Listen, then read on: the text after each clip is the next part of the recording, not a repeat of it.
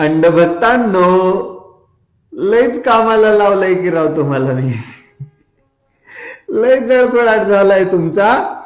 पण या सरकारने केलेले छक्के चाळे बघता ते व्हिडिओ बनवणं भाग होतं आणि जनतेसमोर सत्य आणणं पण भाग होतं.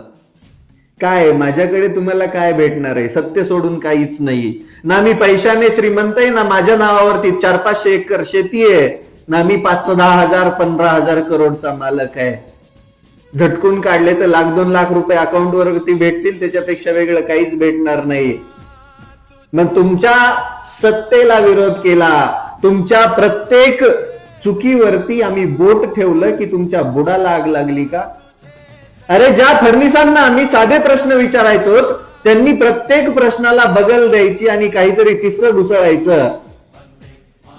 आणि त्याच्यानंतर जेव्हा नाकातला मोती जड व्हायला लागला, प्रसिद्धी एवढी मोठी झाली की महाराष्ट्राच्या जनतेला सत्य समजायला लागलं की इथल्या सरकारने प्रशासनासोबत मिळून घरांच्या रेक्यांपर्यंत विषय आला, नोटिसा धाडायला सुरुवात केली.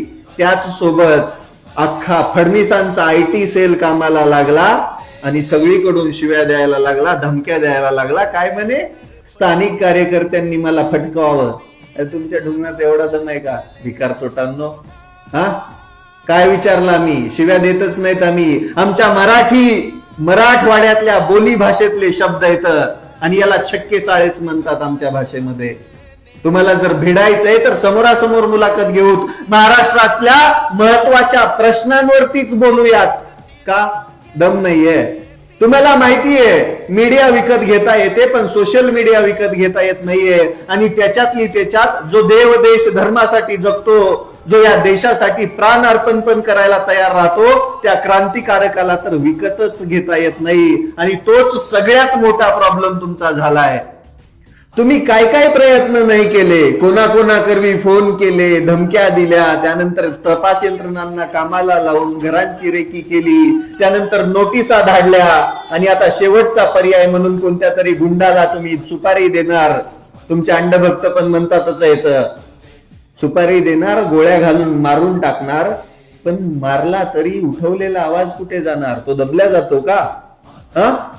अरे तुम्हाला विरोधकच नकोय. बरं विरोधक नाहीयेत आम्ही फक्त सामान्य माणसाचे प्रश्न तुम्हाला विचारतो, त्याच्यावरती तुमच्याकडून माफक उत्तर अपेक्षित असतं. प्रश्न विचारणं गुन्हा आहे का लोकशाहीमध्ये? भारतीय संविधान निर्माते डॉक्टर बाबासाहेब आंबेडकरांनी दिलेला अधिकार वापरणं गुन्हा आहे का या भारतामध्ये? पण एक गोष्ट नक्की आहे फडणवीस साहेब, तुम्ही या छोट्याशा 30 वर्षाच्या पोराला घाबरलात. तुमचा अख्खा आयटी सेल दना दना दना दना कामाला लागलाय. ते बघून अजून मजा वाटते. पण एक दिवस तुम्हाला नक्की सांगतो, तुमचं हे गर्वाचं घर खाली होणार, तुमचा अहंकार एक दिवस मोडल्या जाणार आणि तुम्ही जे लोकशाहीमध्ये एका राज्याचे मुख्यमंत्री असताना जे हुकुमशहासारखं वागतात, त्या वागण्यावरती गदा येणार आणि तुमच्या प्रस्थापित खुर्चीला एक दिवस हादरे देण्याचं काम आम्ही करणार. बाकी अंडुल्या भक्तांनो, तुम्ही लागा कामाला. तुम्हाला काम देण्याचं कामच मी केलंय.